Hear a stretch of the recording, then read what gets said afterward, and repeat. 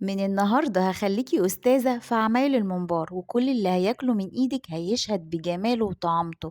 وكمان هجيبلك سر إن هو يبقى نضيف كده وشمعة فلة منورة. الخلطة بتاعتنا بقى تودي في حتة تانية. أنا هبة إبراهيم، بنعمل وصفات سهلة جدا وبسيطة وكمان خطيرة.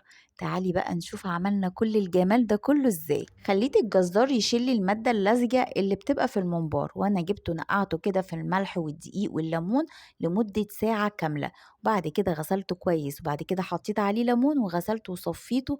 عايزة أقولك بقى شمعة فلة منورة.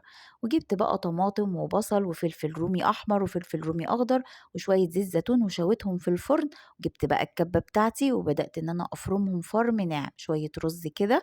ونزلت بقى بالخلطة بتاعتنا الخطيرة اللي هتودي الممبار في حتة تانية. معلقتين من الصلصة، بهارات محشي، شبت وبقدونس وكزبرة. وبدأت كده فرمتهم، شوية ملح.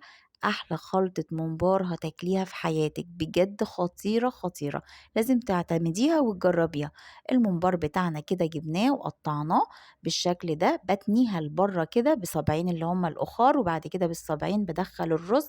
أهم حاجة إنك ما تمليش الممبار قوي رز خالص، أهم حاجة تخليه كده تبططيه علشان ما يفرقعش منك وانتي بتسلقيه. يعني هنعمل كده تاني، بتني لبره وادخل الرز، والكمية بتاعتي كده بتبقاش كتيرة عشان الرز ما يفرقعش مني في الممبار وتلاقيه بقى باظ منك.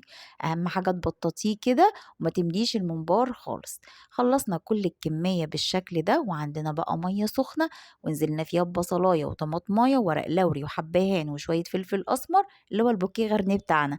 ونزلنا بقى بالممبار بتاعنا وعلى نار هادية لمدة نص ساعة، ساعة الا ربع بالكتير. وابدأي طلعيه كده وصفيه وشوية زيت، وحطي في الزيت معلقة زبدة. هيطلع معاكي بقى باللون الخطير ده. ملح بقى وفلفل أسمر وشوية كزبرة ناشفة وبألف هنا. لازم تجربوه بطريقتي، ولو عجبك الوصفة لايك وشير وسبسكرايب لقناتنا.